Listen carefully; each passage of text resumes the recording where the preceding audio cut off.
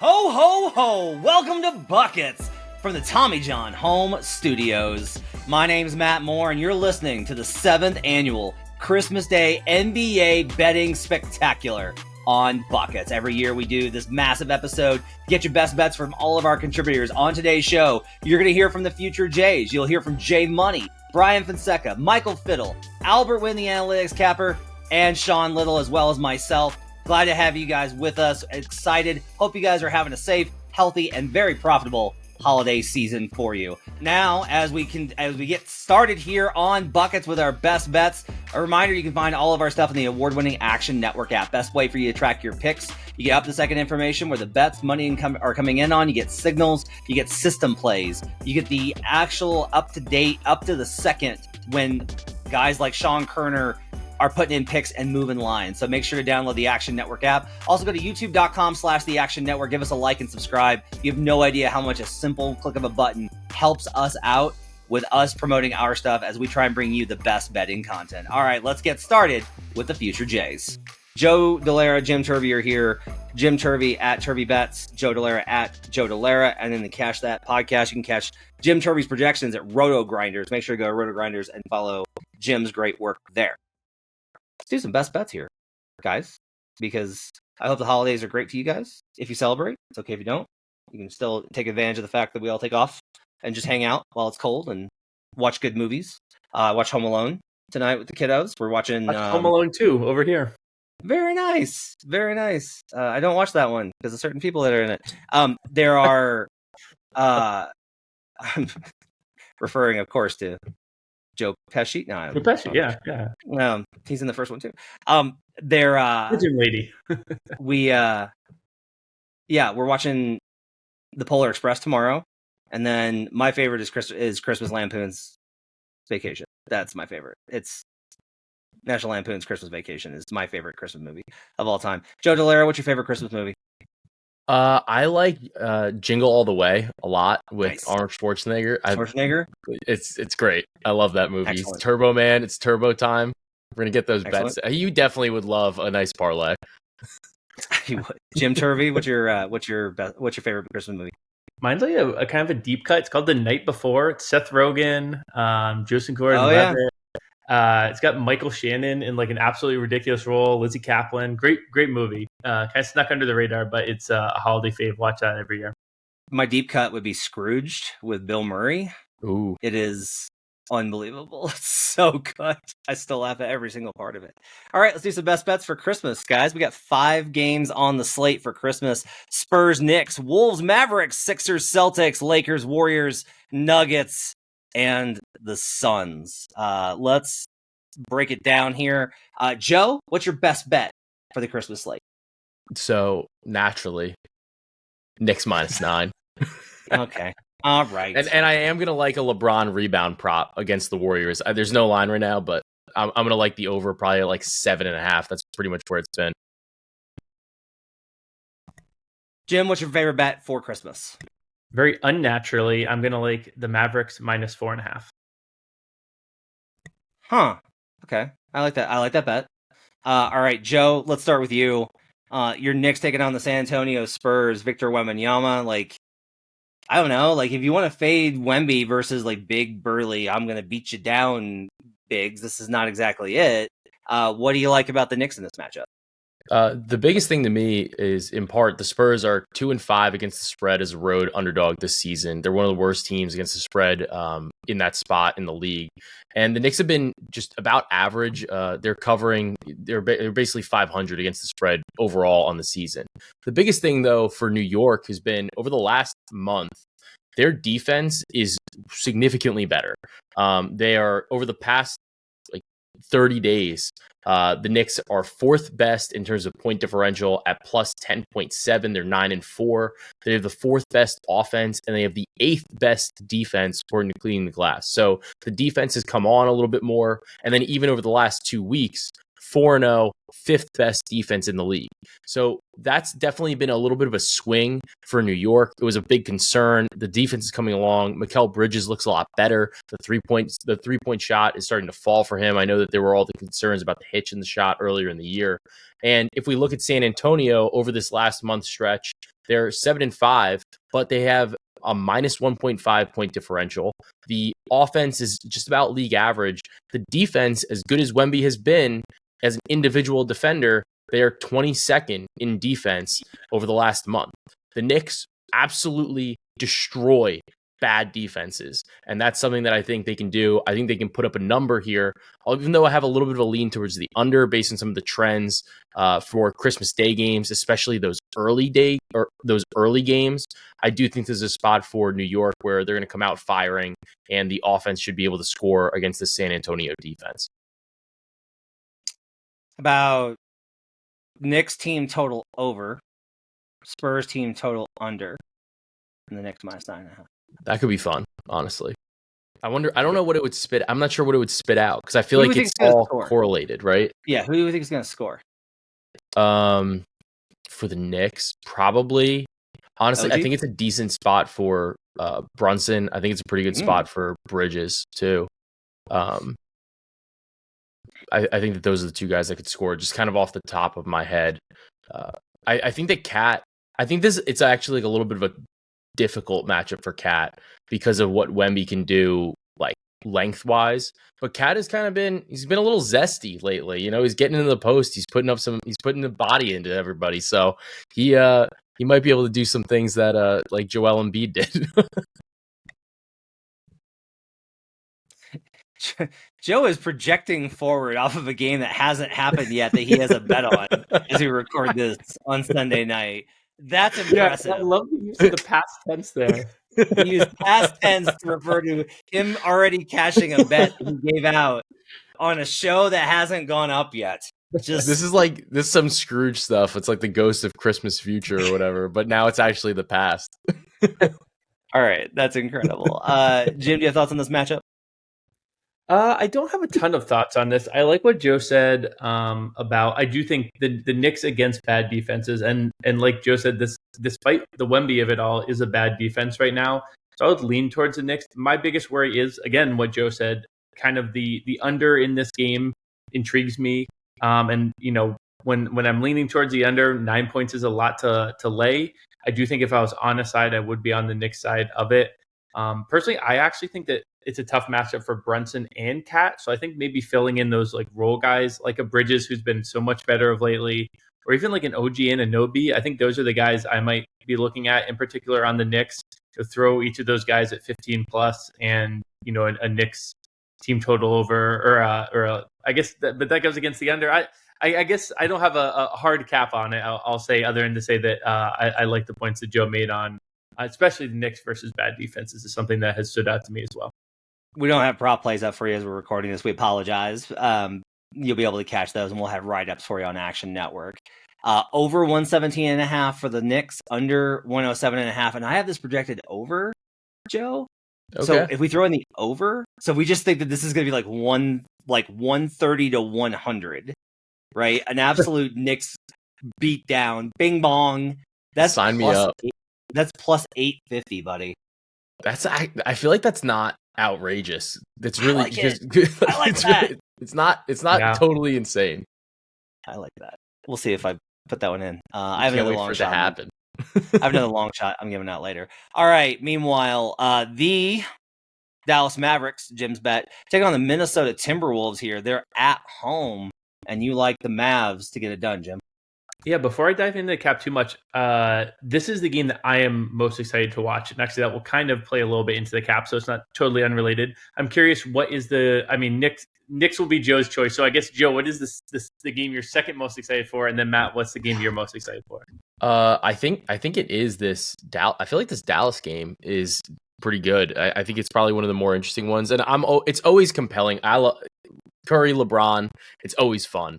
Especially I feel like now because neither team is as good as they used to be, but like they're similarly situated to each other. So I think it still makes like a compelling watch. Pacers Thunder on Thursday, along with Bulls Hawks. Bulls Hawks Be my is answer crazy. there. I mean, look, the Knicks are going to kill the Spurs. I do feel confident. I'm with Jim on this. Mavericks Wolves. The Wolves are in such a bad place right now, and I'm sure you'll talk about that. Sixers Celtics are the. Am I going to get any of the Sixers? Like, am I going to get? I know, like I said, I've taken the Sixers and I put them in a little bag and I put them on a shelf. Lakers Warriors. I'm pretty excited about, especially because I've got a long shot bet. I'm going to give out later at 14-1. So. I think the Sixers game is the one that has my intrigue the most as like the potential to be the best, but also could be the worst. But anyway, back to the actual cap of Mavs here. I mean, you laid out a little bit in passing there. Minnesota is very dicey right now. And it seems like the market is kind of refusing to admit that things are dicey there. They're 11-16 against the spread this season. And that kind of, I feel like, sums up pretty well how I have felt about Minnesota. The vibes have been off. There's, Julius Randle clips going around the internet constantly. There's Anthony Edwards quotes after almost every game. It is not clicking in Minnesota as it was last year. On the flip side of it, I continue to be amazed that the market is low on Dallas, because I am usually the low person on Dallas. I really like where Dallas is right now. They're 16-11 against the spread this season. I think that undersells where they've been because they've had to deal with injuries here and there. Like we said, Luka has missed several games already. And they've done well. They now have Maxi Kleber back. They have basically their full rotation. Now, I will say this game I want to wait on and wait till 10 minutes before tip. That's not usually the best case. Usually you want to be getting these numbers at open. I want to make sure that Luka and Kyrie are in. I do really want them both to be in. But I think this is the type of showcase game that if you want to have a really fun same game parlay with Luka 35, Ant 30, Kyrie 25, usually it's hard to find value on those. These are the type of games I actually like to do it. It's a big marquee game. Both teams are, obviously showcase, ABC, primetime spot. I think that's going to be one where you're actually going to be able to play some of the stars you want to watch. I think the stars are really going to come out and be playing some of their best. I think it's going to be really, really fun to watch these two teams. But I think the Dallas is just the better team right now. So I want to be on the Dallas side of it. So if you throw, again, we don't have the player props this second, but if you throw in a couple of those big scoring, big play, individual player, star player, point props, and a Dallas side, I think you could have a pretty nice same game parlay there. If we thought that Karl Anthony Towns had a matchup advantage, which he failed to take advantage of in the playoffs last year, Julius Randle does not. So, like, from a basketball cap perspective, I love the Mavericks here. I am unfortunately not going to have a bet on this one. I have this like right around the number on both spread and total. I think it's a good number, in part because like my numbers keep being like Minnesota's defense though. And yeah, I'm like, but they are in misery and they're in hell, and the model's like, but their defense. One thing I really want to see, they've been giving Derek Lively high 20s for total minutes lately. He played like I think 31, then 28, then 28. If they keep giving him minutes, I love that. The more Lively is on the court, I've wanted them to kind of increase his role. The more he is on the court, the better. Again, I think that this is going to be treated as a kind of big marquee game. I'd love to see him in those high 20s. Gafford's great when he can kind of fill in for the minutes Lively isn't on the court, but Lively is just so good that the more minutes for him, the better when it comes to Dallas for me. All right, Joe Dellera likes his Knicks versus the Spurs -9.5, and Jim Turvey likes the Dallas Mavericks -4.5 versus the Timberwolves. Up next, let's talk to Jay Money and find out what his best bets are for Christmas. All right, up next on Buckets is my guy, Jay Money. You can find him on Twitter and in the Action Network app, as well as on YouTube. At Jay Money is Money. He's got his live show Monday through Friday. You can catch that out on YouTube, breaking down all the picks. Michael Fiddle, by the way, makes an appearance pretty regularly on there. Thanks for snaking away Fiddle from me on certain shows. You're going behind my back with Fiddle, Jay. But Jay, happy holidays to you, man. Glad to be with you here. Thanks for all your great picks this year. The fans love you. A lot of talk with you about you on the Discord, on the NBA Discord for Action Network. So, Jay, let me know, what's your best bet for the Christmas slate? Yeah, I'm going with an ugly spot here. We're going with the Philadelphia 76ers +9. It's no back-to-back, so we should get Embiid in there. All right, let's talk about it. So, the biggest thing with me on this game is quite honestly that the Celtics are absolute garbage at home. Mm-hmm. They have one of the worst differentials between how they play on the road versus at home, and the ATS margin is equally as bad. You saw that with the loss of the Bulls straight up at home. They are 33% against the spread at home. Now, the Sixers are only 46%, but that's going to include the early season when they were like, surely the Sixers are still good, even if, oh no, they're horrible without Embiid. But theoretically, we should have the big three in this game. What makes this a good spot for you to back the Philadelphia 76ers catching 9 versus the Celtics? Yeah, well, first off, it's too many points, man. I think there's going to be some value in the second half of the season with the Sixers because they started out so poorly, right? They didn't have their big three on the barely on the court. Paul George will come back, now Maxi's out. Maxi will come back, now Paul George's out. Then Embiid got hurt like 3 separate times, man, going through personal stuff, all type of stuff. Well, guess what? Now they're back in the thick of things. They're playing together, they're getting some chemistry, on-court chemistry as well. I still think that the Sixers could possibly be a top 4 team in the East. There's people that don't even think that they possibly missed the playoffs. Like, come on, guys, that's not happening. But I still think that the Sixers can compete for an Eastern Conference title as well. And this is quite frankly put, this is a coming out party type of spot, the show the world spot. This is a perfect opportunity for the Sixers to show, look, we're here. We know that our record doesn't say that we're too good, but they're a lot better team in their record. They're going to dig out of it. They're going to get back to 500. I wouldn't be surprised if they won this game outright on the money line and shocked everyone. No one's going to want everybody's going to have Celtics money lines and parlays. All you're going to think it's easy. I think the Sixers can actually match up well with them. Remember, this is a team that has a ton of like glue guys, like second, third tier NBA guys, and then they have their big three. They need the big three to ball so that the other guys can just play off of them. They can't be coming in and being as starters though, because now they're getting all the focus. So this is spot. Sixers been playing a lot better. They've won 6 of their last 10 games. They've covered 6 of their last 10 games. They've actually been starting to play a lot better basketball. So as long as I get that three-headed monster of Maxey, Paul George, and Embiid, who usually always gives the Celtics trouble as well. So I just feel like they can match up well with them. Guys like Kelly Oubre, guys like Kyle Lowry coming off the bench. They have nice pieces. They just hadn't been able to play off of the big guys, if that makes sense. So I think Sixers plus the 9 is a few too many points here. I think the line should be around 6, and I think that this could possibly be a coming out party for Embiid, Paul George, and Maxey to come out and show the world that the Sixers are still a top team in the East despite their bad start to the season. I just got done on Monday's show talking about how I do not bet the Sixers anymore. I will not do anything with them. I just take them and remove them and put them in the side and just ignore them. That they're just black box. The Sixers are the 4th best team on spot ups defending this season. They're 12th in opponent 3-pointers made despite missing some of their best players. There's just a lot of evidence here that this is a good spot for Philly. You mentioned it, everyone's just going to be oh, the Celtics will kill them because the Sixers are a mess this season. We don't know if they're a mess because they haven't been together. And they're an unknown. And so if we look at this, it's all right, if they're an unknown and they've won a couple games recently and they're starting to get a record together when they have the guys together, if they're largely an unknown, does that unknown skew better or worse than expectation? And I think it's probably better at this point because everybody's they're just a mess and look at them, look at their record, look at all their metrics.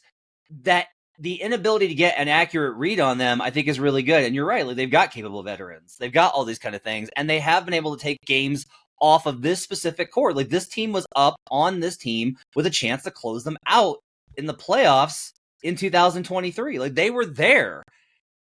I will say I'm not betting the line. I know it's a lot of points, so I hear you on that. But for me, this is just if I'm taking the Sixers, fuck it. Let's go all the way. So I'm going to bet a little bit on Sixers money line, and I think I'm going to put them in the parlay with the Lakers, and that's going to be one of my best bets you'll hear coming up. Yeah. I want to say one thing. The props aren't out, but watch out for Tatum and also coming out party where all the eyes are on him. The whole world's watching. Look for Tatum to have a great game, possibly do some crazy shit, go for 30, 40 points or something like that, double-double, triple-double, something like that. I think he might go over his assist. Tatum is going to start to build this MVP case. I don't know if he's going to get it, but he's going to start to stat pad, do all that stuff. Just watch out for Tatum. All this stuff happening in the offseason is really fueling this guy. So props aren't out yet, but just keep an eye on Tatum in this game. Let's just hope that he doesn't go too bonkers and the Celtics don't win by double digits, but this has not been their role all season. They have not been covering these big spreads. They're definitely overinflated, and it's better because they don't really care about some of these games as well. Some of these regular season games, like they know that they don't need to be playing their best basketball right now. It's literally it's not. I'm not going to say pointless, but it just they don't need to be playing their best basketball right now, and you can see it when it comes to them covering the spread. So them winning this game by double digits, I don't see it. I think the Sixers shock the whole world here and keep this game closer than what everyone thinks. Tatum over Sixers money line. Hey, okay. Mm-hmm. We'll see what that looks like when those come out. Maybe we can catch that on the Parlay Express account and the Action Network app, which has been doing really great. All right, Jay Money's on Sixers +9. Jay, my man, thanks so much for all your work this year. Really appreciate it. Love doing the show with you. Love having you on Buckets. Merry Christmas, my guy. Merry Christmas to you and to everyone, if everyone that celebrates. And let's stock our stuffings with some cash. All right, up next, we got Michael Fiddle. He's going to break down his picks, including, I can't believe this, Fiddle's got a same-game parlay? That's next here on Buckets. All right, up next is Michael Fiddle. Fiddle's picks. You can catch him on Twitter and the Action Network app at Fiddle's Picks. I can't believe it. When he told me this, it was the best thing I could find in my stocking because Fiddle never wants to bet parlays. And he told me, he was like, I have a same-game parlay. And I was like, it's a Christmas miracle! So, Fiddle, what's your best bet for the NBA Christmas slate? So the best bet is going to be Spurs +9.5 or +9 and an under 226.5 or 226. Do not do this with something below the 9. Do not do this with something in the 225s. But if you get 226 or above in the total and you get 9 or above in the spread, parlay them together at +264. And Matt, before I get into the explanation, can we just agree that we both know I'm way too stubborn and way too math nerd oriented to do this because it's Christmas? I am not doing this for the holidays. Happy holidays to everyone. But this is not like, oh, Christmas, let me throw a parlay out there for the games because it will be fun. I genuinely think there's value in doing this. It fits all the criteria and we will get into it. But yeah, that's my bet. A same game parlay, Spurs ATS and under. I love this particularly because like Joe has Knicks. And I'm going to be on a same game of Knicks spread, Knicks over, Spurs under, game over. So I like that we're like crossing all over here. The place. But I like this. Who do you want to ride with as a listener? Yeah, exactly. And maybe you should definitely go with Fiddle. Let's start here. Is the spread, how much is the spread play because you think this is going to be a lower possession game? Yeah, that's a big portion of it. So I'm actually still playing. It's a great way to start this off. I'm actually still playing the under as a single leg as well. So I have like a 3/4 of a unit on the under and a half a unit on the parlay. And I'm not playing the straight of the Spurs ATS alone outside of the parlay. But so I primarily like the under, and it's mainly because the Spurs have held teams the most in the league, I believe, under 100 points this season. It's not just Wembanyama on defense being, the probable defensive player of the year. It's also Chris Paul on offense being, he walks the dog up the court. Like he gets crosses the court with 18 seconds on the shot clock. Then he gets into his action. It's always a high screen and roll. He sets up his time. He loves to kill clock if they have a lead, which is great for a Spurs +9 situation where you get a few possessions on your side. If they're winning in the third quarter, he's going to start killing clock even then. So there's so many reasons. The Knicks also one of the slower pace teams, and this being a first tip-off day game unders are a thing in the NBA, not just for Christmas slates, but for any of the random times where we get early start times. Look towards early day game unders. So tip-off Christmas, 226.5, Knicks Spurs. I mean, it was wide-eyed to the under for me here. Yes, I think a limited amount of possessions is for sure a good way to describe it. Okay. All right, I like this. The question I think is going to be, it's really crazy, the on-off splits, like the non-Wemby minutes, they're bad defensively. The Wemby minutes are good defensively. So it's like, can the Knicks do enough damage with their starters, because they never play anybody else except Deuce, in the non-Wemby minutes bust the over here, or to be able to open up that on, at least as far as the over goes. And that would also obviously hurt the Spurs if the Knicks are scoring consistently there. One of the things I think is interesting is kind of, if we look back at like the look aheads on this game, this opened at 226, so we haven't seen any movement on the total. Like, it's just, that's why I'm willing to parlay it too. Because we've talk talked, we literally did this when me, you, and Albert did our last podcast, maybe a Wednesday and a half ago, where we said we've noticed more action come in later when there's been multiple days between games, and the action always comes in really late because the sharpest minds are focused in other places and not tying up their bankroll on potential basketball CLV, which is a little more volatile and injury risk for multiple games if you're playing this 2 weeks in advance.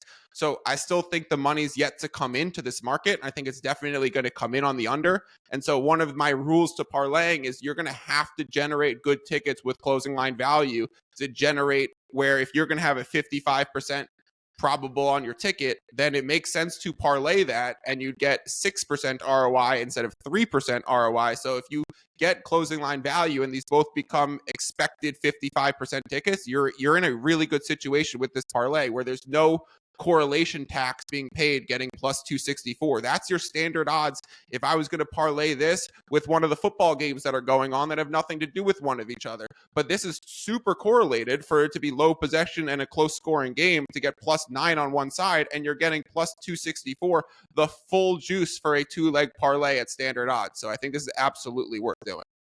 I think that's really interesting. I want to look something up real quick. Where do you think this line moves? Like, by the time that we get the tip off, where do you think the money is going to come in? Do you think it's going to come in on Spurs?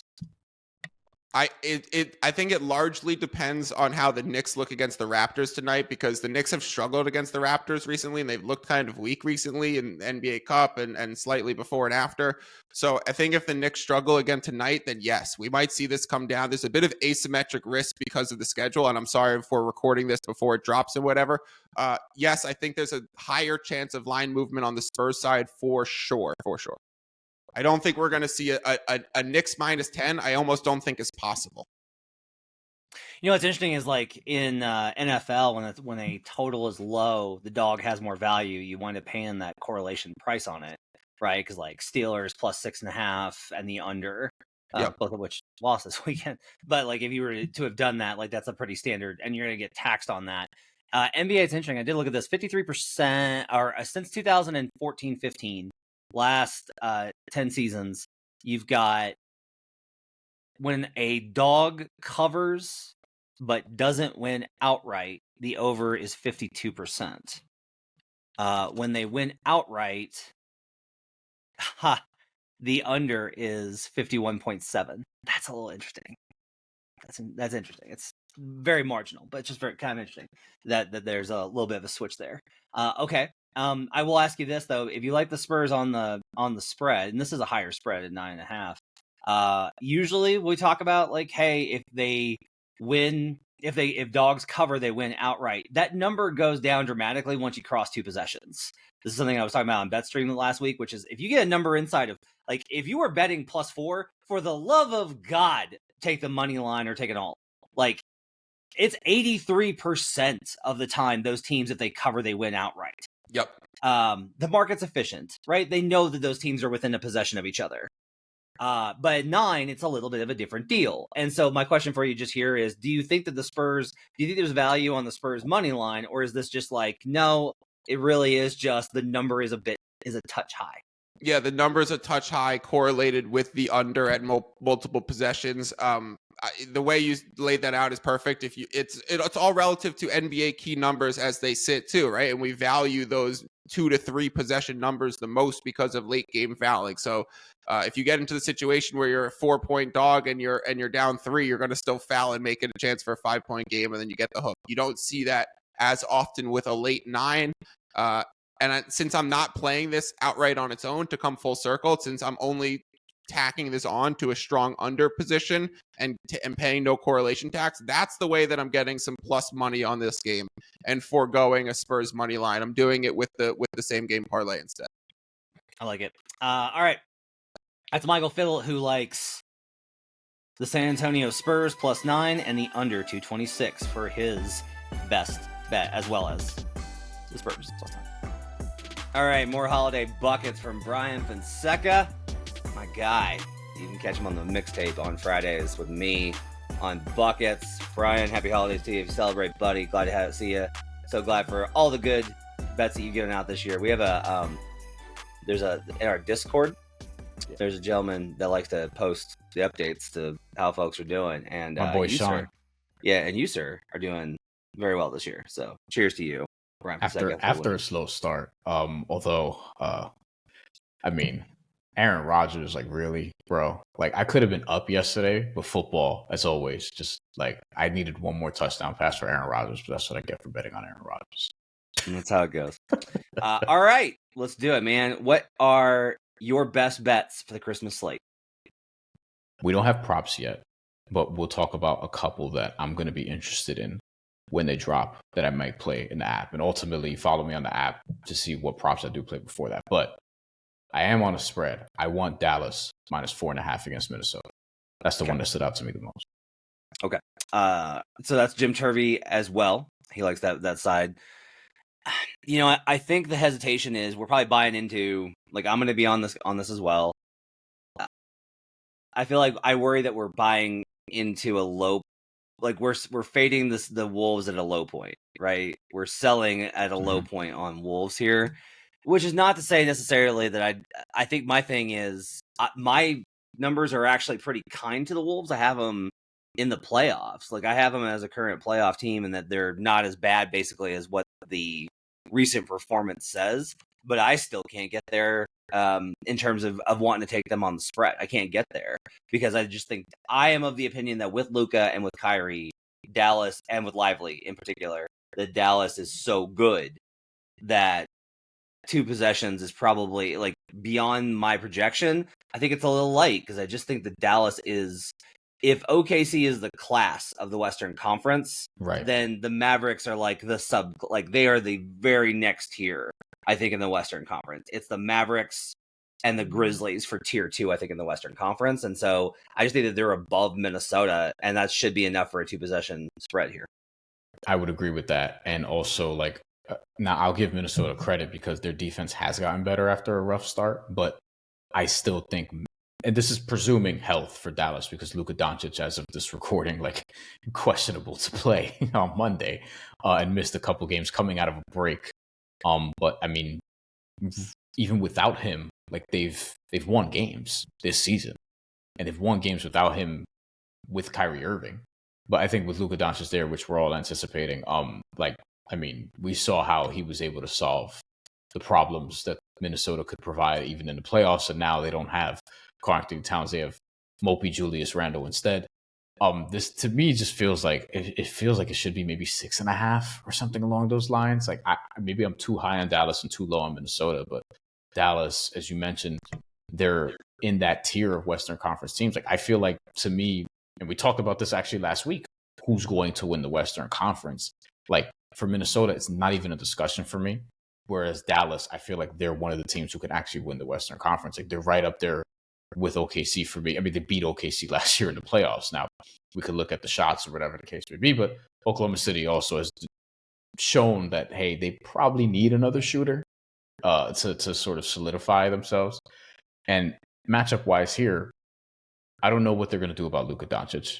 I don't know what they're going to do about Kyrie Irving either. Like, they'll probably, like, we saw McDaniels on him at times last year, Anthony Edwards at times, at him on times last year, guarding him or whatever. But, I mean, they can hang with Rudy Gobert defensively. Like Rudy Gobert is not going to destroy the Mavs front court, especially when you can rotate in, as we talked about, Lafford, Derek Lively, Daniel Gafford for 48 minutes if you want to. And also, like, Najee Marshall's a real thing. PJ Washington is hitting shots. Like, just the rhythm that they're in. Like, I'd be pretty surprised if they didn't win and cover this. They are. Let's talk about the possibility that Luka doesn't play. Okay. Sure. In the event that Luka doesn't play, and again, we're recording this on Monday because it's the holidays, and we want folks to be able to spend time with their loved ones and travel and all that. If Luka were to miss this game, they are 7-2 straight up and ATS this season without Luka Doncic, plus 4.4 point differential and a plus 5.9 ATS differential. So if Luka doesn't play, I actually I don't know. I'm trying to think what this number goes to. 1? Does it go to I was going to pick? say 2, maybe 1.5. It can't be. You can't take out Luka Doncic and move it 2 points. It's got to be more. Yeah. I'll be honest. I would very much like it if Luka Doncic were out for this game. Not from a watching perspective, from a betting perspective. Like if Luka's out, I will really bet Mavericks. I have it kind of on the number now, but because of what we've seen from Dallas systemically, what we've seen from Minnesota systemically, and then how good they've been without Luka. And Luka does specifically abuse this matchup because Jaden can't guard him at all because Jaden's too small. You need big guys. The small guards that they try and put on Luka, he posts them into oblivion. And that was one of the reasons why I was so heavy on Dallas in the Western Conference Finals after basically being and I still say this, I've been really honest. I'm I don't think that was a great team. I think this team is a great team. I don't think that was a great team. I just think that they got the right series of matchups. And a lot of that Wolves was because they really did not have those guys. Jaden needs to guard Kyrie. And Ant, I guess, needs to guard Luka. They really don't have the guy. Right. It's oh, you need size. Well, we got Randall. No, that's not the move. That's not what you want to do. Other thing I would say, because I've been trying to figure out how I want to play this, because I said with the Jays that it's right on the number for me. I think I might want a Wolves team total under. And it's going to be low. But I really do believe in this Mavericks defense. I really do think that, especially versus Minnesota, I believe in this Mavericks defense. So that might be an angle for me as well. We'll see when I get to my best bets here later on. The total is 223. So that would imply 114, 109 Dallas. Yep. So if Wolves are 109 and a half, 108 and a half, something along those lines, or even 110 and a half, I would go under there. I'm not even sure. Maybe they crack 100. That's a discussion though. I'm not and then on the Dallas side, it's how many times, because we talked about this last week in terms of Luka's not pounding the ball as much as he has not at all last few years. Yeah. So if they're moving the ball, how many open threes are they going to generate on Julius Randle's side? Right. PJ Washington is going to I will look at prop wise PJ Washington threes.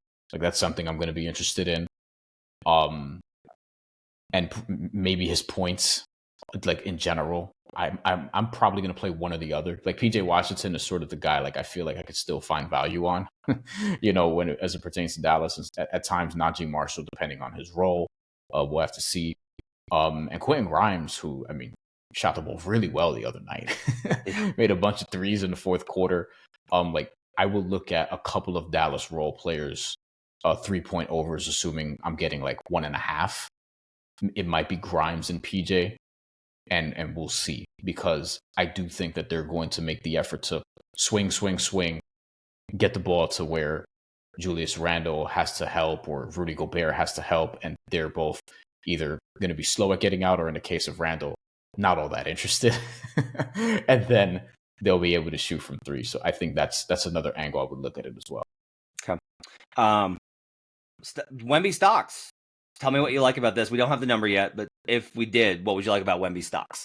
Yeah, which I don't know what that's going to be, 4.5 or something along those lines. It's going to be 7. A nice little 7 blocks line, stocks line for a guy. 7, 8. I want. This part of it is just this, because this might be a smaller play. I just want a Wemby ticket on Christmas in Madison Square Garden.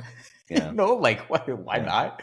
And to me, stocks is probably where I'd look, because I do worry, if we're looking at points, and he's been on a tear lately, just in terms of sheer raw numbers output in terms of scoring, right? He just had 30. He had 42 against the Hawks.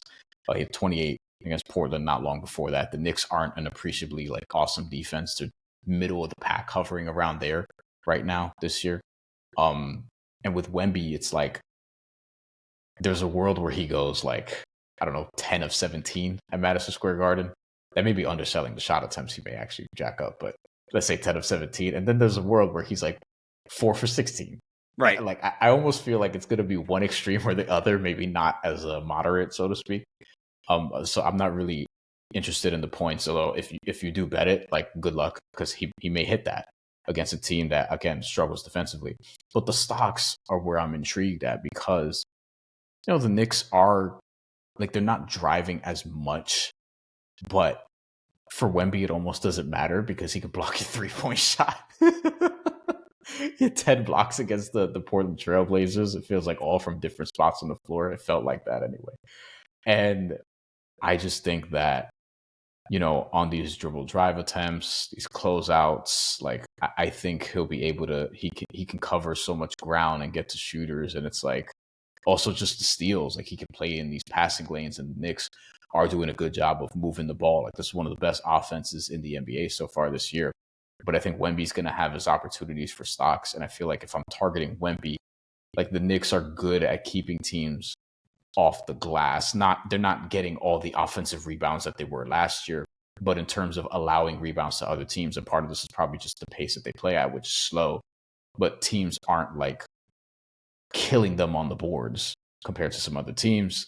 So I don't know if I'd look at rebounds, and then with points, there's a lot of just variables there. And then assists, I mean, also, like, it jumps around for Wembanyama. Like, he had a game where he had 2, then he had 11, then he had 7, then he had 1.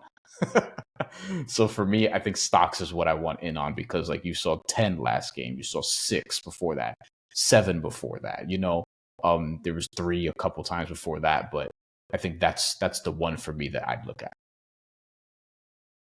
I am putting this together over at DraftKings right now to see if I can interest you in. You can't get the exact numbers, so it would be a little bit more than that, which I think is kind of fine with his performance. My question for you is, can I interest you in a 5x5, a Christmas 5x5 for Victor Wembanyama? Because his block line for the Sixers game on Monday is 3.5. You know, normal shit, just a 3.5. If you do, the lowest I can get on his points is 15. The lowest I can get on his boards is 7. And the highest I can get on his steals is 0.5. But if we do 15 points, 7 rebounds, 5 plus assists, over a steal, and over 3.5 blocks, that's plus 700 on DraftKings, which, by the way, any other player, and this would be like 15-1. Yeah. But if they offer a 5x5, I think I'll probably bet it. Like, Wemby in MSG, even if he's, Joe's best bet is Knicks, and I'm with him. Like, I think that the Knicks are going to win this game. Yeah, the Knicks are going to kill him, I think. I also could see it being like, they killed him, but also Victor Wembanyama had a 5x5. Yeah. And obviously, the legs you worry the most about are the assists and the steals, more so the steals. Yeah. But I mean, and you know, like it would be tough to do it against the Knicks. But I mean, I just pulled up last year's performances he had against the Knicks. The first game against the Knicks, I remember this being really bad. He was 4 for 14. This was at the Garden too. Remember, they killed the Spurs, and it was like, Wemby's debut at MSG didn't go well, which I'm sure he's thinking about and wants to sort of like right that wrong. But he was 14 points on 4-14 shooting, and it was just a blowout loss. And then the next game when they play them at home in March, 40-20, 7 assists. He didn't get the stocks. He only had 3. But, you know, different time, different team, 13 of 22. Like, It's just the range of outcomes for Victor is going to be fascinating to watch, and I just want a ticket. And I feel like stocks is where I'm most confident in, especially given just the shot blocking tear that he's been on the entire year. He's averaging like 4 blocks a game in an era where dudes don't really block shots anymore because we don't get we get more threes, so it's harder to block shots. But he's one of the guys who can block your 3-point shot like on a regular basis. You know, if we do 5 plus 3-pointers made, oh my god, then and take out the steal, that gets us to plus 1,800. That's a fun one. We're talking about, by the way, like 0.1 Parlay Express numbers here. Yeah, but yeah. I think it is interesting. All right, well, Bryan Fonseca is going to be on Overstocks for Victor Wembanyama, and he likes the Mavericks -4.5. Those are his best bets. But Bryan, thanks so much for coming on, man. Thanks for all your work on buckets. Happy holidays, my dude. Happy holidays. Merry Christmas, happy holidays, and thanks for listening to our Buckets Christmas Spectacular. And speaking of spectacular, we gotta talk about Tommy John. The underwear, the undershirts, the pajama pants, everything. Tommy John makes it soft and comfortable. One of my favorite things about Christmas morning is just hanging out in comfortable pajamas while the kids open presents, while I'm sipping coffee, waiting for sports to come on, catching the NBA games. And there's gonna be nothing better this year than when I'm doing it in my Tommy John's pajama pants, because they're so freaking comfortable. The t-shirts are amazing.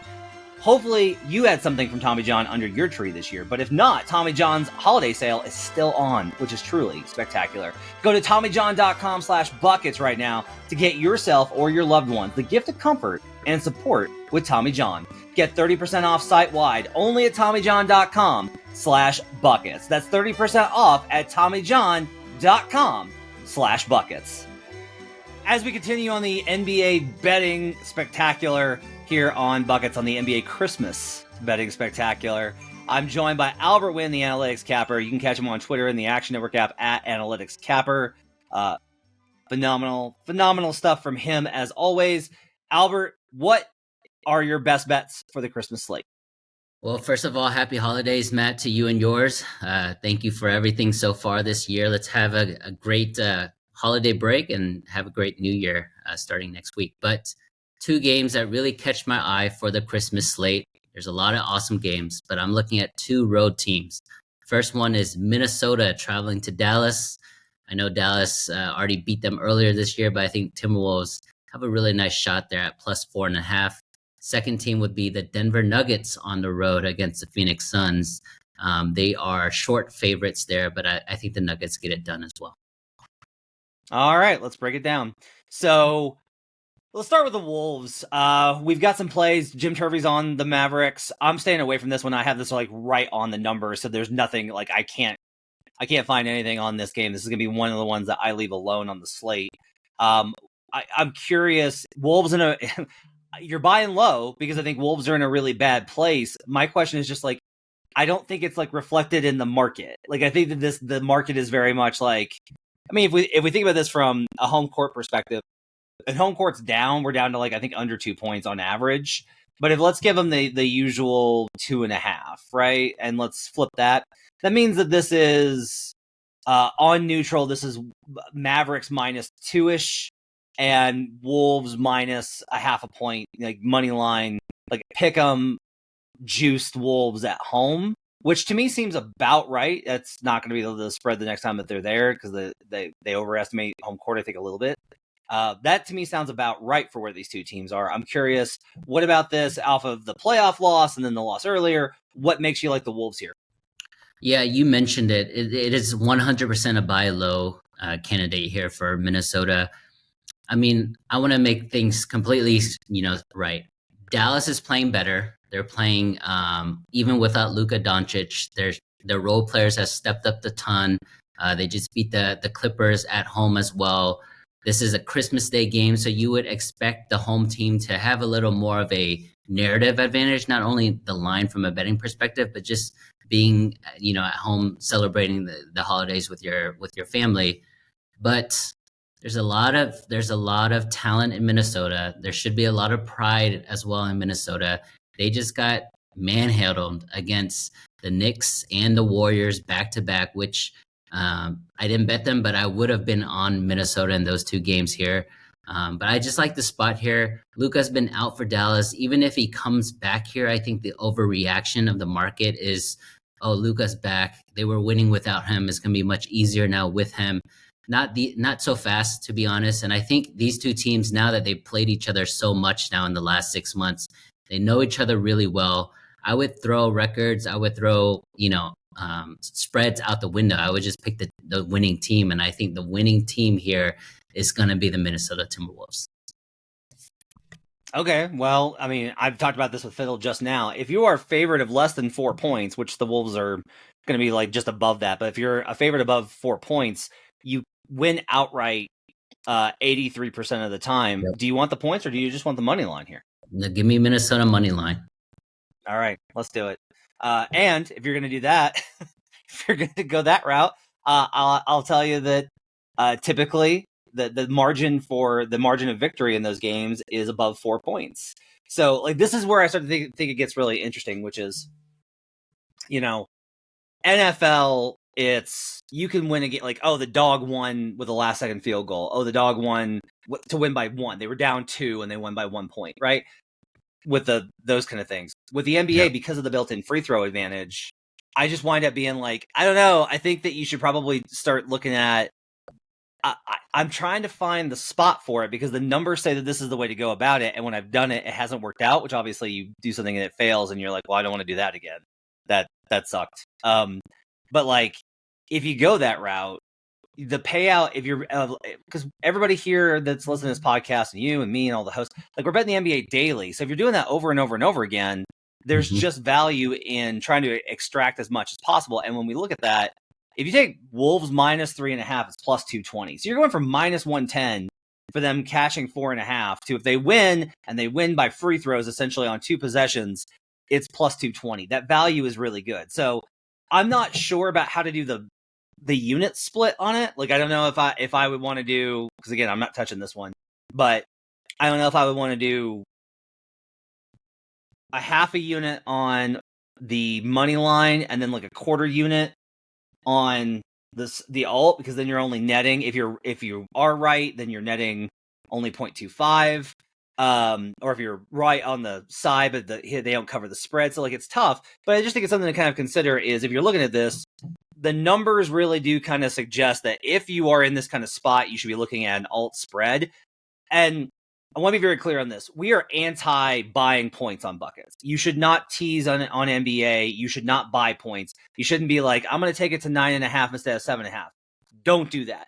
But if you're going to sell points, that's where you get good value, because once you start getting into the margin, if you are within 4 points in a basketball game, you are within a 3-pointer of it being a coin flip. And so like that differential, I think, really matters here for trying to figure out what the best value bet is if you like a dog with where the Wolves are at.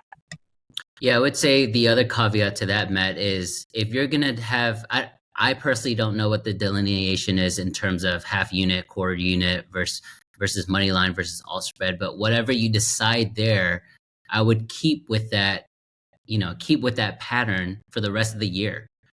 Make minor adjustments, right, as you learn and as lines adjust. But if you're going to say, a quarter is going to be on the alternate spread and the half is going to be on the normal spread, like keep that the same, keep the principles the same. That way, when you do an analysis of everything you've bet for that year, you're not introducing other variables that you could have controlled. Just to pull some numbers, because I think that these things are interesting. Dogs that cover have won outright 61% of the time this year. Wow. Okay, so if you cover, you more than likely win the game. That's lower than in previous seasons. That should go up as we get further into the season. That's kind of how it works as things get messier. If you win as a dog, the average margin of victory this season is 9.2. Wow. Now, I'm not going to suggest that you spread it -9 just because the average is there. But what I will tell you is I then looked up, okay, if you're a dog and you win this season, how many times do you cover or do you win by more than 4? So a -3.5 alt spread. Out of 134 straight up wins by the dog this season, 100 of them have There been you by go. 4 points or more. Yep. So if you like Wolves, you might definitely look at that -3.5 plus 220. Have I convinced you to take an alt, or do you just want to stick with the money line? I mean, if I'm going to be on a particular side, I'm most likely going to ladder the alt as well. So that makes sense to me. All right. Well, that's Albert Nguyen, the analytics capper. Sorry, you like Nuggets too. So this one's really interesting as well. I think I'm going to wind up on Denver just when I looked at the numbers. Booker's out, so I kind of have to adjust for that. On power rating alone, I kind of have to just be like, yeah, I got to do this because I make it with half court adjustments 7.8, and that's before Booker. So if I drop off another 2 to 3 points, I'm looking at a double-digit victory for Denver. I don't love that. Like, I don't think Denver is that good. I just don't. And I think that Phoenix is in a very dire spot. We're recording this on Monday afternoon. They play Monday night in Denver, so it's a duplex game, so that's weird. But overall, like, if I want to take a side, I think I have to take Denver here, just with where Phoenix is at. Denver looks worse to me, but everything I have says, no, the Nuggets are actually fine. And so I'm trying to block out the noise of what it's like watching them and focus in on that. Why do you like Denver to beat the Suns? Yeah, it's two teams moving in opposite directions. That one tidbit that Matt just mentioned is a pretty big deal. They are playing tonight on Monday night, so we don't know who's exactly going to be playing on Christmas Day. But let's just say there's no major changes outside of Booker. Two teams moving in opposite directions. The Suns just lost to the Pacers and the Pistons, right? They were 5 and 6 point favorites in those games and lost outright. Another dog that won outright that covered 4 points for Matt there. Whereas Denver, outside of Portland, which was really disappointing, right? It was Anthony Simon's game-winning layup.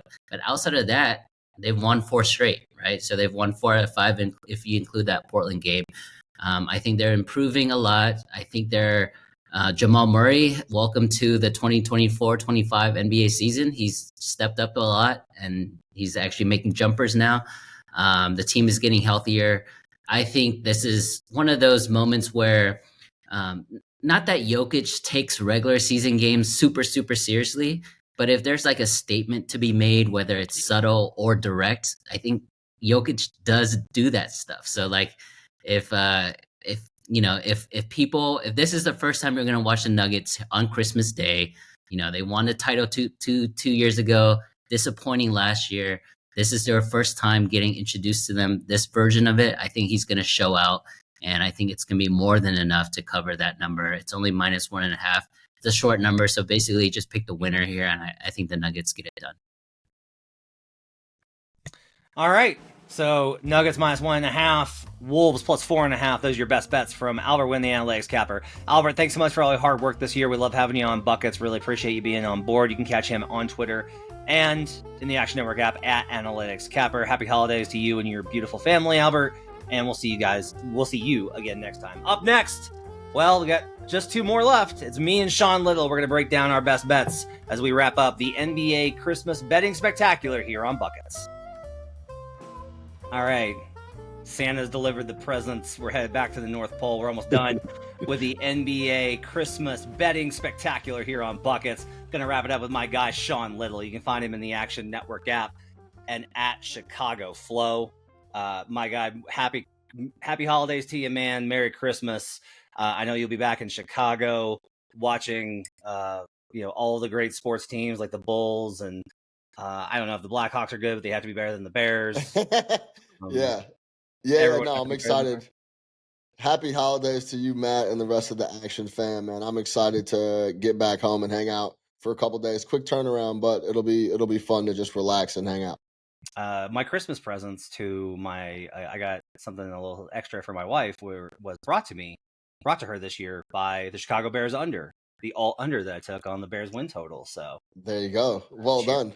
Cheers to that. Man, that's a shame because we definitely had you shaking in your boots for a little bit there. A little bit. I was like, come on, stop winning. The team sucks. Absolutely just imploded. So yes, at least there you go. Silver lining for me, my guy gets to catch a ticket. All right, let's get to your Christmas bets, and I'm going to list mine out here as well. Let's do yours first. So let's do yours in the cap, and then I'll do mine to wrap up the show. What are your best bets for Christmas, man? All right, 2 total plays for me on Christmas. We're going to go Spurs. First half +4.5, Not out yet. Would love to see a 5. I'm going to take the Spurs first half plus 4.5 either way. And I'm going to go to Dallas. I'm going to take winning margin. Dallas Mavericks between 1 and 10 points plus 175 in the market. I also like the Steelers in the first half. Since we're talking Christmas, we'll go to the we'll go to the Shield, and I'll take the Steelers in the first half plus 1.5. Don't hate that at all.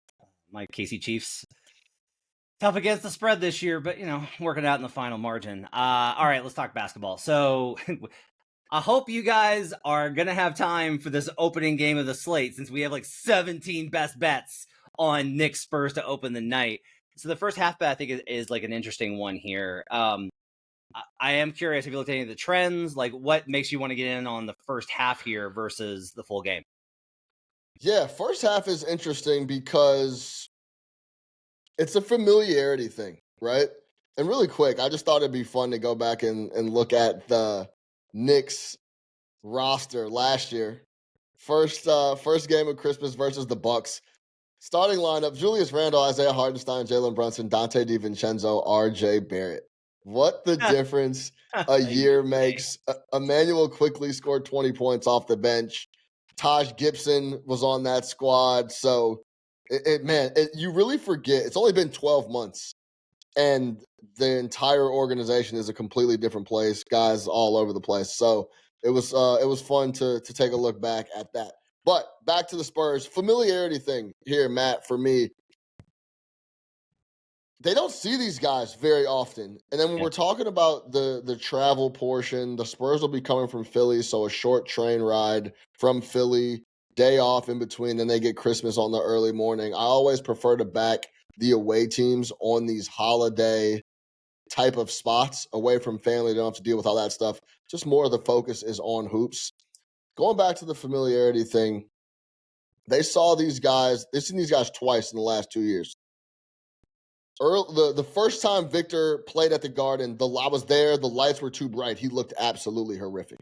He had one of his worst games shooting from the floor that season. They just didn't have anything going. They couldn't get it done. But the second time the Knicks and the Spurs played, it was a high-scoring game, extremely competitive. And I don't expect Victor to be overwhelmed by the MSG atmosphere with this being his second time in the building. They're fully healthy, the Spurs. Devin's back, CP3, Roland, Sohan, Victor, and Barnes. Keldon Johnson and Trey Jones, I believe, can impact on the bench. So I think it's going to take some time. And if you've been following the Knicks just like I have, they've been so up and down. It's really hard to get a beat on what New York Knicks team is going to show up on a night tonight. And with the early start, the holiday, the Spurs being on the road, not worrying about family, all those different angles on top of they're going to need some time with this new roster to get sorted defensively when it comes to guarding the Spurs. I think in the first half, it could be a tight first couple frames, if not the Spurs leading outright. I believe overall the Spurs are dynamic enough offensively that they could give the Knicks some trouble, at least in the first 2 frames to start this game on Christmas. All right. I can't argue with you, I guess, from that perspective. Numbers, rough season for the Spurs in the first half. They are at 10-18 ATS first half.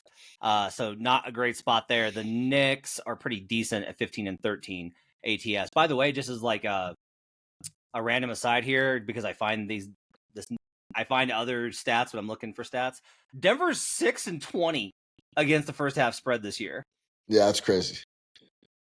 So I'm going to do this. We're recording this on Monday. I'm going to do this tonight with the Suns. I'm going to take Suns first half, Nuggets full game. I'm going to do the exact same thing on Christmas. Suns first half, Nuggets full game. Because the Nuggets just keep getting away with this nonsense. They just keep getting away with absolute garbage. So, yeah, I like that play. Anyway, all right. So let's talk about the Mavericks and the winning margin. So this is like a real particular bet. But to be honest with you, I really like the sound of this because this is one where, from my perspective, because everybody's on this show has been talking, like we've got sides on both. We've got folks on Wolves, we've got folks on Mavericks, and I've said like, hey, I can't do anything with this game. I've got it right on the number. But if the number's 4.5, And so it's like, well, it means that they're very likely going to win the game, and it might be by 1. And it could be like my range here is really good for 1 to 10. Tell me why you like Mavs to win by 1 to 10 plus 175. Yeah, it's similar, right? I think I was trying to find the best angle to back the Mavs because that's the side I like in this particular spot. And the number feels really, really good, like 4.5, 5 in the market as we record this on Monday. That feels very good, but I still overall like the Mavs to win, but I'm never going to lay 2 to 1 on the money line, right? This feels like the best of both worlds. I could get essentially the Mavs on the money line and get a cushion on even if they show up and do take care of business and cover the number like I expect them to. 1-5 over their last 6 straight up is this matchup for the Dallas Mavericks. Going back to last year's playoffs, they played earlier this year. It was like game 4 or 5 of the year. Dallas forced Minnesota into 20 turnovers. Minnesota shot 50% from the floor and lost. As we record this, Luka Doncic is questionable on the report on Monday. Obviously, I would need him in the fold here to really feel comfortable about this spot. But the number's not off the board. I think it's like a little in-betweener, potentially maybe. Maybe if Luka comes back, it goes to 5.5. But either way, I like Dallas in this game at home. Something's not right with Minnesota. That's like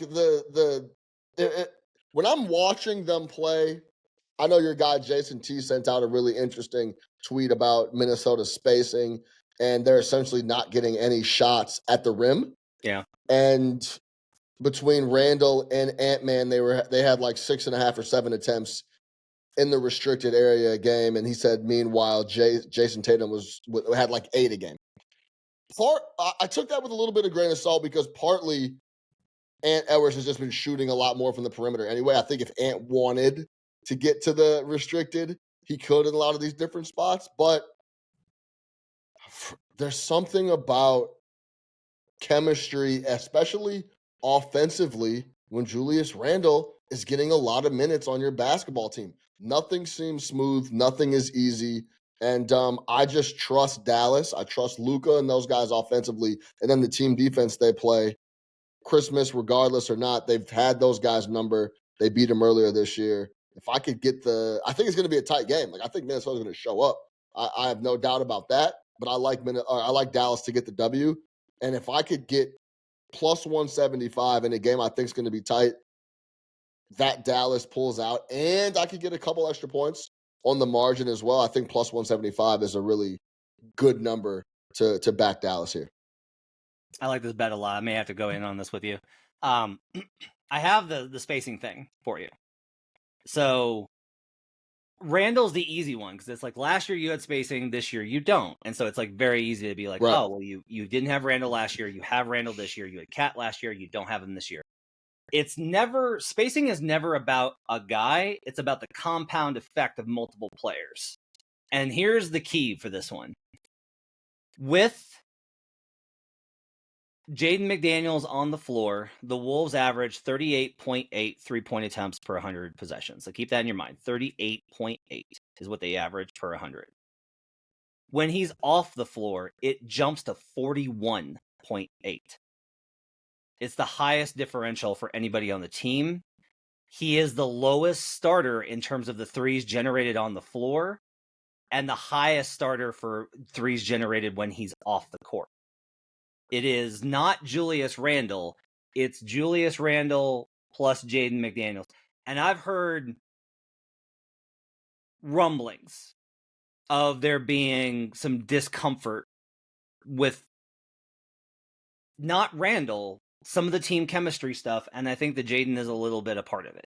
And so, like, I think he might just be having like a rough year. Like, that's entirely possible. But I do think the teams have kind of figured out, wait, we don't have to guard Randle in space, and we don't have to guard Jaden in space. So right.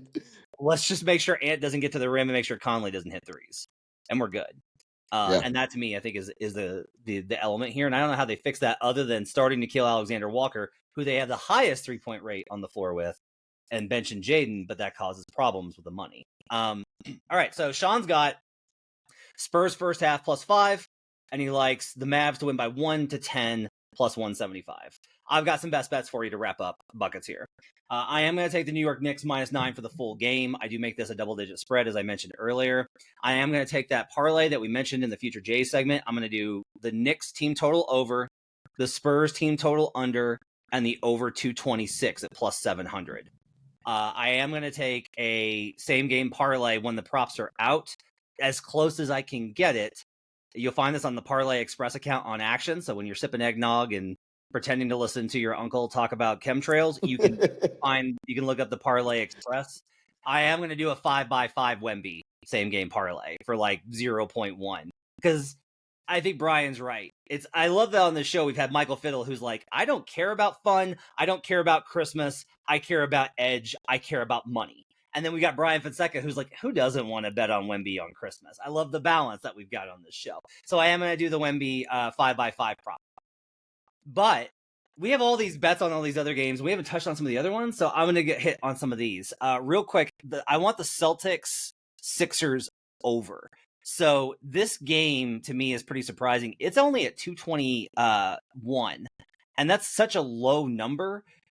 Overs in home games on Christmas, the last 5 seasons. Unders on NBA Christmas used to be a hammer. Like it was like, I forget what some of the other spots are in like NFL, but like those days where you're just like, oh, just take these unders. Like primetime unders have been killing for years. Overs have flipped in the last 5 years. It's 16-9, 64% last 5 seasons on Christmas to the over. So I like that spot very much, as well as if we're going to get into the actual cap of it, I project it way over. I've got this at 226. So I've got some leeway here for this to go up. On top of that, this incorporates a Sixers offense that in theory has to be better. And this also works into my, like one of my big caps I talk about on Monday. The Celtics are the second best defensive team on the road. They're 14th at home this season. And that's one of the reasons why we've seen pretty consistently kind of these trends where Boston is vulnerable at home on the spread, and their defense is really susceptible on the road, which, by the way, the Sixers this season, 54% to the over, Celtics 53% to the over. Both teams in their respective home away splits are over teams this season. So I like that one quite a bit. I am going to take the Sixers money line as part of a parlay with another bet that I'm going to make individually and in this parlay. Sixers money line, Lakers money line. I love the Lakers in this spot. The Warriors have this slide and they can't figure anything out and they don't know who their starting unit is and there's trade rumors everywhere. They get massacred on Thursday on the NBA bet stream, which I was like live on. And both of us annihilated. I'm sorry, Sean. Yeah, Sean was with me. Like I blocked out most of that game because it was so bad watch. So like annihilated. Then they get Minnesota, who Sean just talked about. Something's not right with them. And so they get this bounce back win. It's like, oh, everything's fine. Everything's not fine with the Warriors. They're still in trouble. I love the Warriors in that Wolves game. I wrote about it on Action because I was like, yeah, the Warriors are in trouble, but the Wolves are in the bad place. And that's a lot different. If we do a Sixers, and we've talked, I talked with Albert and other people about, hey, if you're going to take the spread as a dog, you should probably look at the money line as well. If you take Sixers money line, Lakers money line, that is a 992 at DraftKings. Man, so, I'm looking at it right now at FanDuel. It's a 1044. So shop it around. Yeah, shop around as always. Take the best number. I'll do that as well when I put this in the app. Get your money in there on that one. But I like the Lakers as well. The Sixers is mostly just like, look, the Celtics are terrible against the spread, and if they're terrible against the spread, the games are closer. They lost to the Bulls at home. The Celtics are vulnerable at home, so I'm playing on that trend with a number play with a team that I think it's hard for bookmakers to get an accurate line on because we haven't seen them. I don't want the spread. I don't even want Sixers money line by itself. I only want to use the value on this as part of a parlay because I don't want to have anything. If I lose to the Sixers bet, I'll be like, it's fine. Like if it's just a parlay, I put it in like a fraction of a unit on it. It's fine. I can't make it like a significant play because the Sixers are so hard to read. So Lakers is probably honestly going to be my favorite bet of the night. I make this game. So Warriors are 4.5. I make this one pick 'em. I make this pick 'em juiced Warriors. This is close enough that I think there's great value on the Lakers. The Lakers have the number 1 defense over the last 2 weeks. This Warriors team, I think, is vulnerable. I think this Warriors team doesn't know who they are. I don't think that their offense is consistent. The Lakers' defense has been better, and their half-court offense is really great. So I really want the Lakers here. And that plays into another long shot that I'm going to take on top of taking Lakers money line. And I'm probably going to play Lakers alt play like we talked about with Albert. I'm going to take an alt spread on that as well. I also want, this is going to be either 13-1 or 14-1 because that's the standard price. If it's 12-1, I'll still bet it. I'm hoping for 13 or 14-1. I want Lakers Warriors overtime. So I project this one even at Pick'em. And if I do that, there has to be value on this coming down that close. This is a 4.5 point spread that I make Pick'em at 14-1. To me, that's really good value here for how these two teams perform. They will get up for this one. They will compete to the end. It's a marquee matchup. I don't have to worry about one of them really running out of gas as much. So I'm going to take Lakers Warriors overtime, hopefully at 1,400, but I'm okay at 1,200, Sean. Yeah, I think it's 1A, 1B for teams that don't have great vibes coming out of the locker room and the organization. Is 1A is Minnesota, and then 1B is the Warriors. Yep. If you want to have an actual real conversation about Steve Kerr and how things overall have been handled over there, I know there's a lot of rings over there. I get it, and I understand they've done a lot of winning over the years, but I didn't really. The most recent is obviously the Podziemski thing, where on the presser they asked him, Kerr said the young guys still don't know or are still learning how to play with Steph Curry, and clearly, you always default to Steph, and that's always going to be the primary game plan at Golden State. But I didn't really have a problem with what Podziemski said. He said, hey, man, I do my work, and then when I get on the floor, I'm not a supercomputer trying to think about what does Steve want me to do on this very dribble. Of course I'm going to go to and defer to Steph Curry, but I'm also, if I get a look, I'm going to take it. I had no problem with what he said. Then he comes out and apologizes. All this stuff goes back and forth. So it got me thinking about Kerr and all the things that have happened, and I'm not so sure I love how he has handled all these situations. I didn't love how he handled the Durant situation. I don't love how that whole thing shook out. I don't love how he handled the Jordan Poole situation. I don't love how that shook. I don't really love how Steve Kerr handled or is handling the Kuminga situation. I don't love that. There's a lot of different, internal things that I don't really love the way he handles Draymond, period. He makes it seem as if Draymond's just uncontrollable and he can do whatever he wants. Yeah. And I'm just here to kind of keep the train on the tracks. I don't have any control. I'm just here to make sure it doesn't explode. There's a lot of different things, if you look throughout the years, that I haven't loved the way Steve Kerr has handled it. Who the fuck am I? But that's my personal opinion, right? So the Podziemski thing now coming up and the young players, these are good young players. Podziemski can play. Kuminga can play.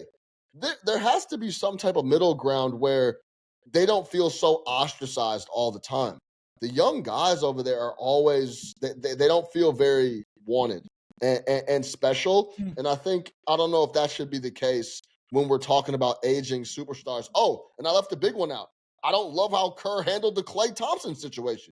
That could have been handled 100 times better, right? So there's a lot of different things that have happened over the years. And I know I'm going on a little bit of a rant. I like it. But yes, I do lean Lakers in this spot just because when we're talking about offensively, I don't love what I've seen from Golden State. And it's either feast or famine, especially recently. And one thing to keep an eye on for me, questionable tonight, is a LeBron James and Anthony Davis. We'll see if they go on Monday night. If LeBron even gets some more additional rest, I love him to show up big on a Christmas Day spot in prime time. He loves he relishes in situations like that, and he's flat out running out of Christmas games. So yes, I agree wholeheartedly. Especially if your model has that to pick 'em, I would play the 5. You could sprinkle on the money line around plus 160. Okay, that's gonna do it for buckets. Oh, one more. Nuggets minus 1.5. We talked about it. Suns are in disarray. The Nuggets are annoyingly pretty decent. I'm gonna take the Suns first half Nuggets money line on that game as well. Thanks for joining us. Appreciate you guys being with us. Happy holidays to you guys. Thanks for every single listener. Really appreciate you guys. The show, we've been doing it for like 5 years now, and we've gotten so much better at it, and we've gotten so much bigger, and it's been great to see the growth of it.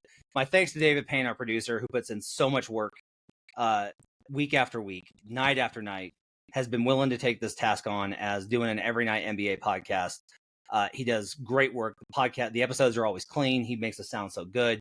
My thanks to David Payne. My thanks to Gifford, our guy Gifford in video, getting this up at youtube.com/The Action Network. Gifford Gold. He is an absolute pro's pro. He's one of my favorite people to work with at Action. My thanks to Gifford.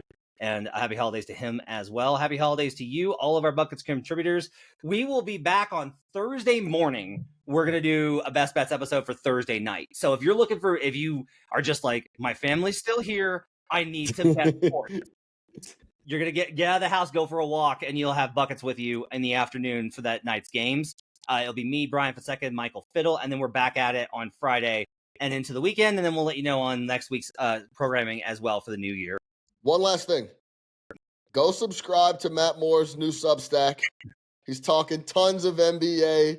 You know he's one of the best NBA writers in the business. It's brand new. Go subscribe ASAP. You could find it on HP Basketball, all socials across the board. Thanks, Sean. Merry Christmas to everyone, to Matt Mitchell, to David Payne, to all of our great contributors. We'll see you guys again next time. Till then, let's get buckets.